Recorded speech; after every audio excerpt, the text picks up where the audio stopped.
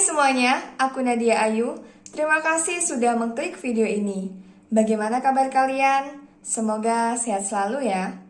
Di video kali ini aku akan membahas tentang misteri kematian mantan orang nomor 1 di Amerika. Tentang siapa sebenarnya dalang di balik peristiwa ini. Bagaimana kronologinya? Mari langsung kita simak cerita berikut ini.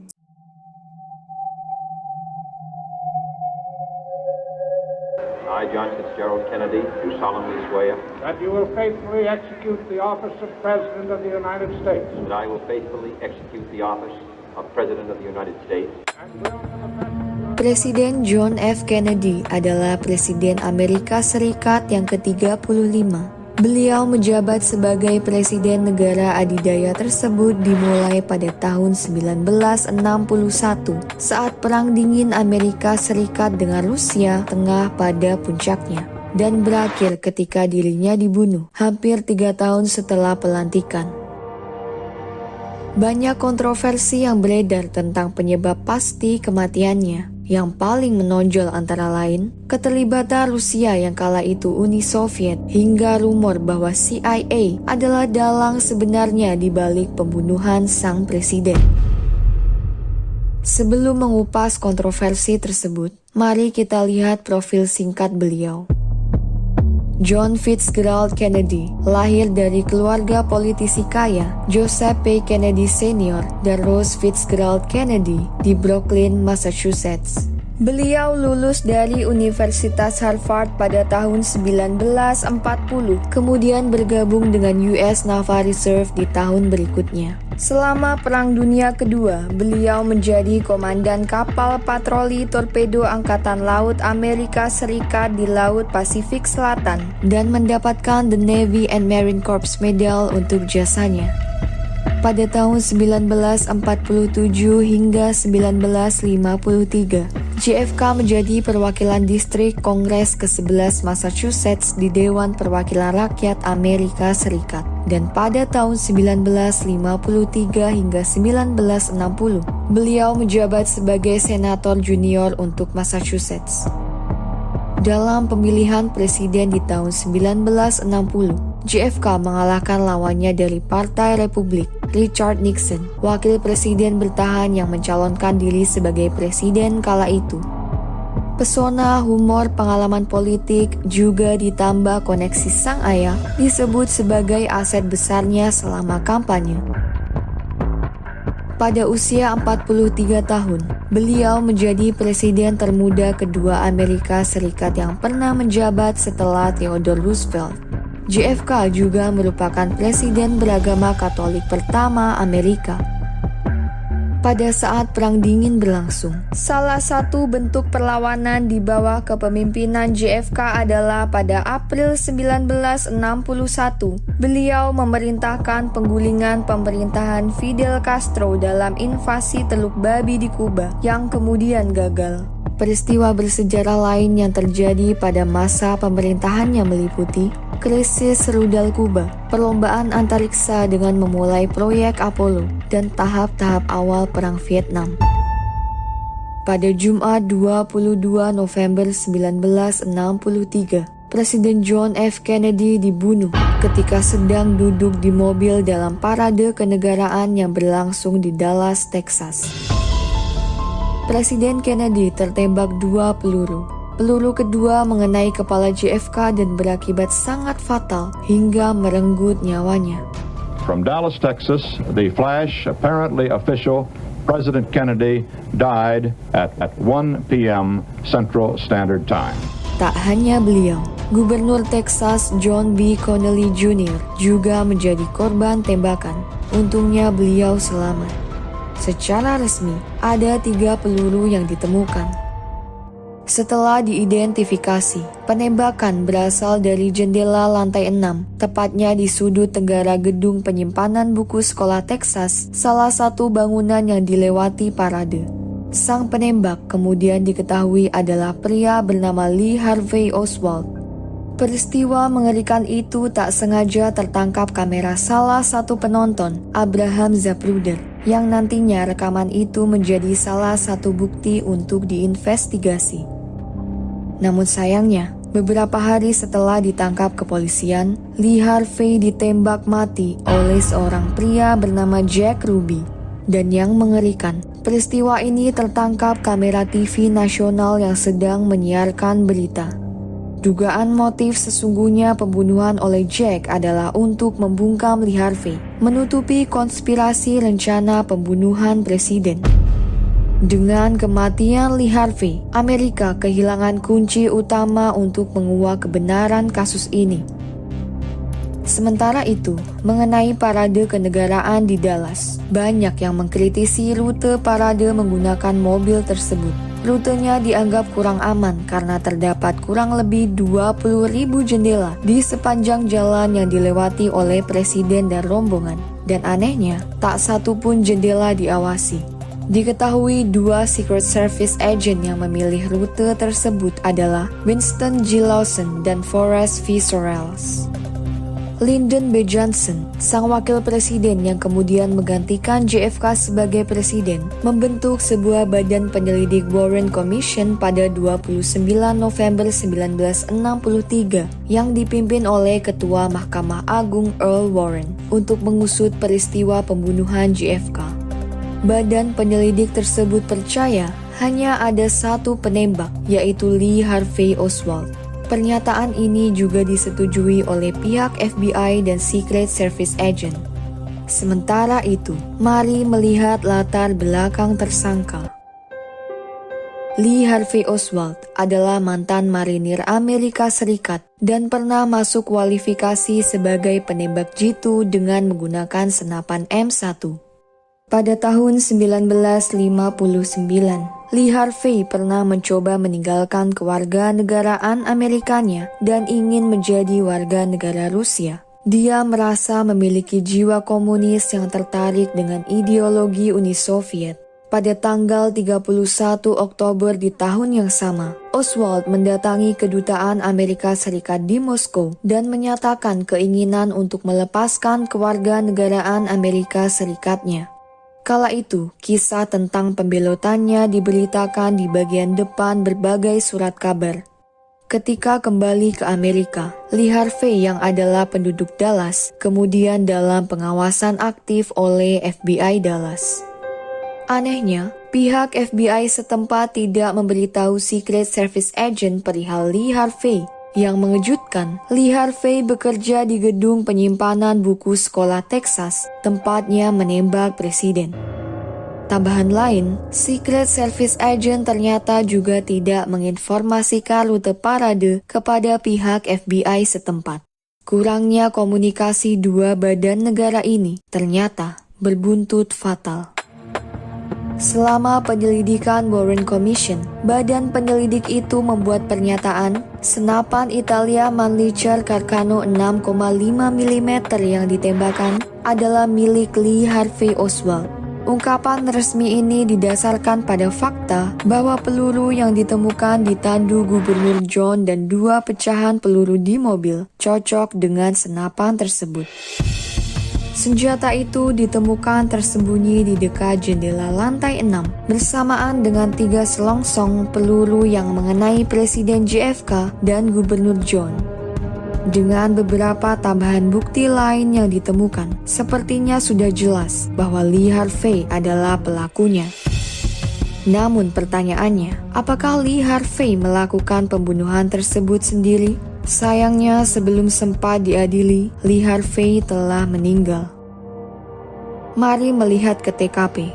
Hasil analisa yang ditemukan, peluru pertama yang ditembakkan meleset, peluru kedua mengenai leher presiden dan juga tubuh gubernur, dan peluru ketiga mengenai kepala JFK hingga menyebabkan kematiannya. Peluru kedua cukup kontroversial. Menurut teori Warren Commission, setelah ditembakkan dari jendela lantai 6 bangunan perpustakaan, pelurunya mengenai bagian belakang leher JFK, keluar ke bawah, lalu menembus sisi kanan punggung gubernur, keluar di bawah dada kanannya, lalu masuk dan keluar melalui pergelangan tangan kanan gubernur, dan terakhir berakhir di paha kirinya. Perdebatan tentang peluru kedua yang bisa mengenai 2 korban sekaligus dan ditemukan dalam keadaan hampir utuh menuai kontroversi. Banyak yang percaya bahwa menembakkan senapan dari lantai 6 sebuah gedung dan mengenai 2 orang sekaligus cukup mustahil.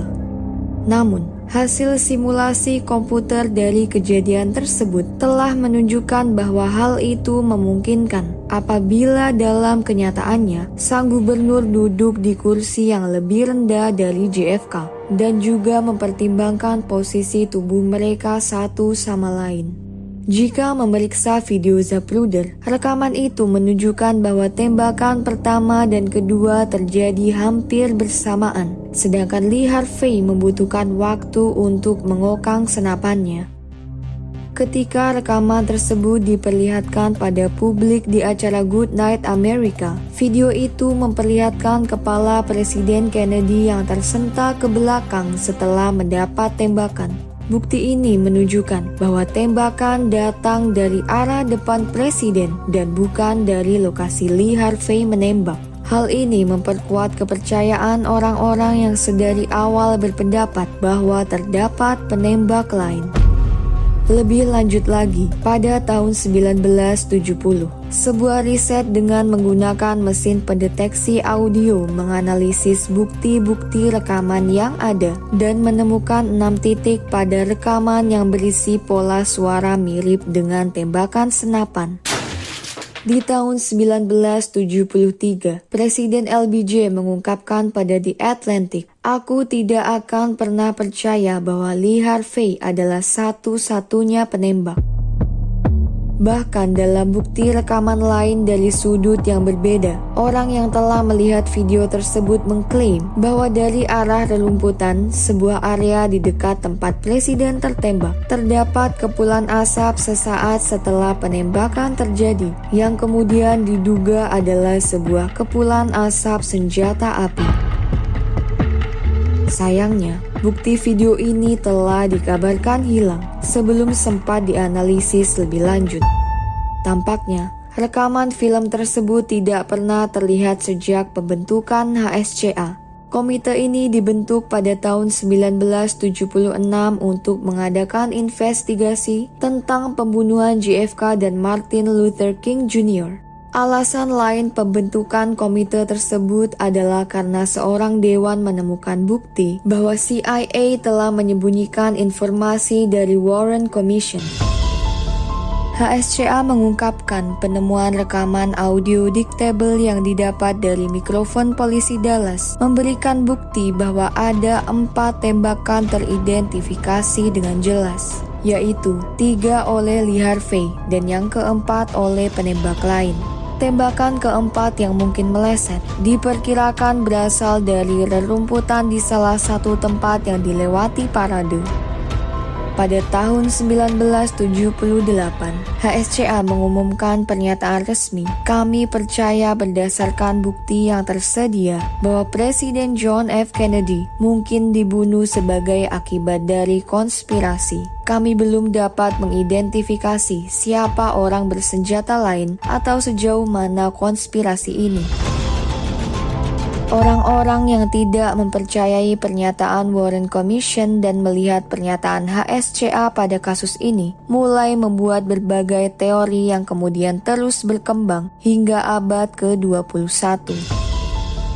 Satu hal yang memperkuat laporan Warren Commission perlu dipertanyakan, yaitu fakta bahwa Allen Dulles, salah satu anggota Warren Commission, adalah mantan direktur CIA. Dan seperti yang kita ketahui, CIA telah menyembunyikan informasi dari badan penyelidik tersebut.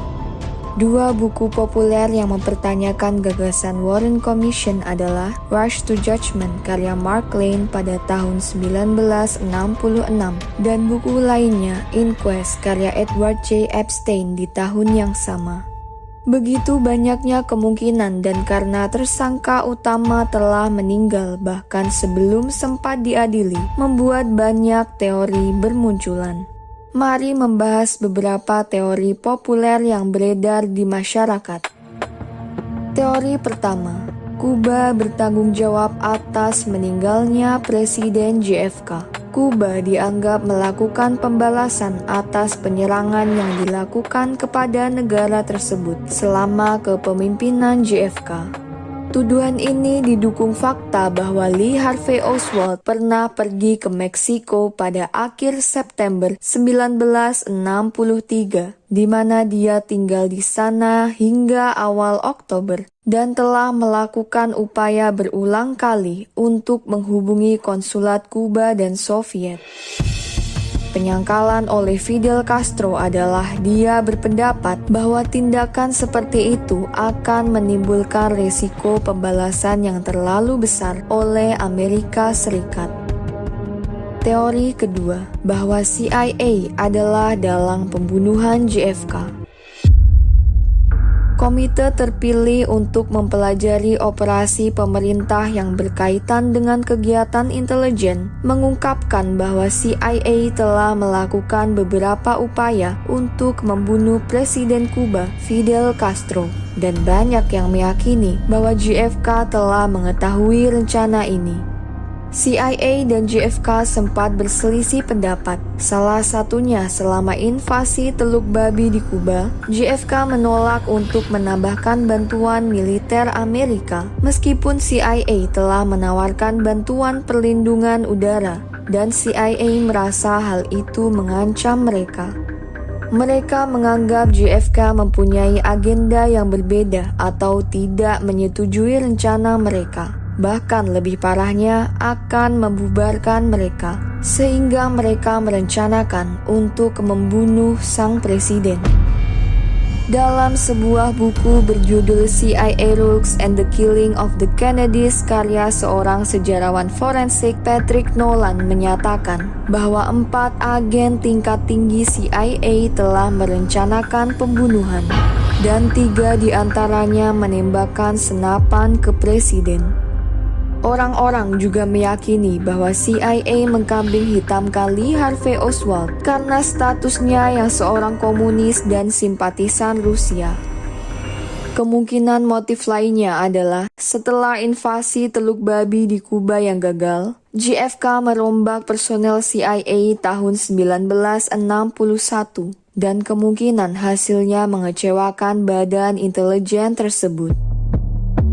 Teori ketiga, bahwa Wakil Presiden Lyndon B. Johnson telah memerintahkan pembunuhan. Hal ini terkait dengan keuntungan politik dalam kekuasaan.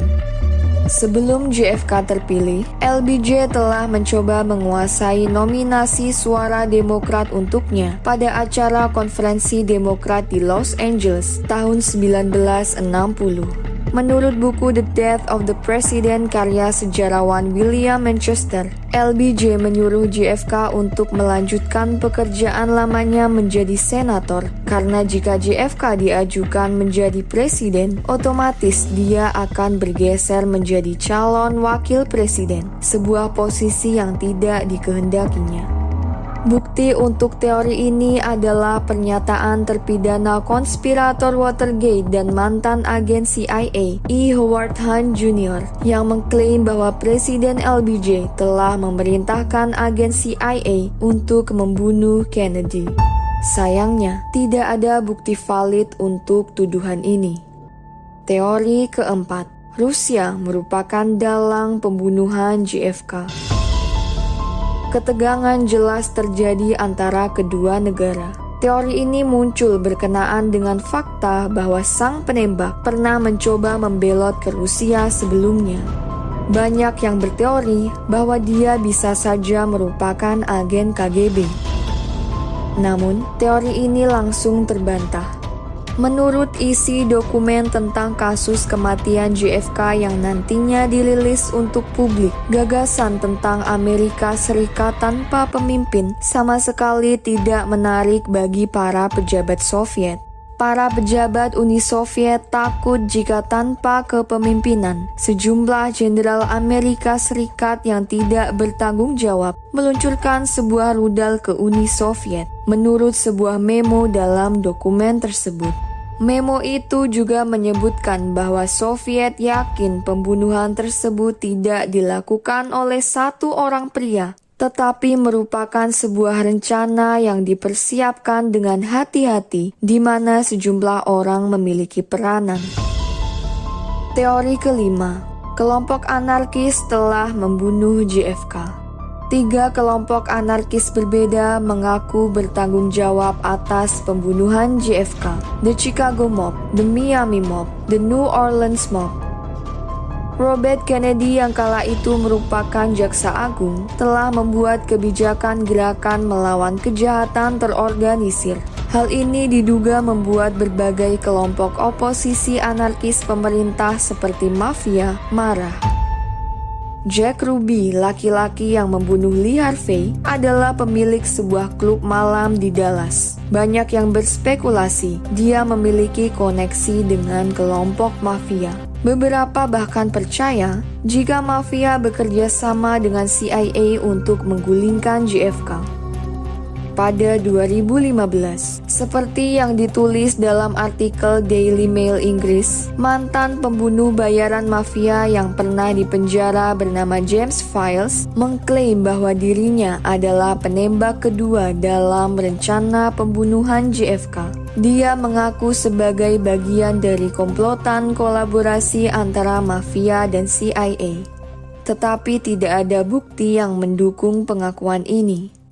Aspek yang paling menarik dari teori mafia dan CIA ini berasal dari dugaan hubungan JFK dengan Sam Giancana, ketua sindikat mafia Chicago. Ayah JFK, Joseph Kennedy, diketahui bekerja sama dengan Sam untuk sebuah industri ilegal. Ada juga rumor yang mengatakan bahwa Sam dan kelompok mafianya membantu JFK memenangkan pemilihan presidennya. Di tahun 1975, Sam seharusnya menjadi saksi di pengadilan tentang perannya dalam rencana pembunuhan agen CIA ketika dirinya sendiri telah dibunuh sebelum sempat menghadiri pengadilan, dan sang pembunuh belum teridentifikasi.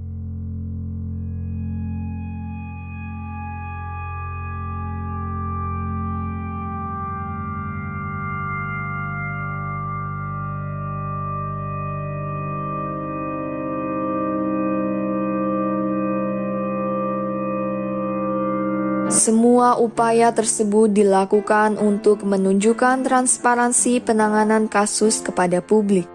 Namun, para sejarawan meragukan bahwa dokumen-dokumen yang dirilis akan memberikan bukti konklusif untuk menunjukkan teori mana yang benar. Apakah Lee Harvey Oswald bekerja sendiri? Jika tidak, siapakah tersangka lain yang terlibat? Mungkinkah terdapat konspirasi besar di balik peristiwa tersebut? Hingga saat ini, penyebab pasti dan siapa yang sesungguhnya bertanggung jawab atas kematian sang presiden masih belum terpecahkan. Itu tadi adalah kisah dari Presiden John F. Kennedy. Jika kalian suka dengan video tadi, jangan lupa like dan subscribe ya, serta boleh banget untuk meninggalkan saran di kolom komentar. Nantikan cerita selanjutnya dan sampai jumpa.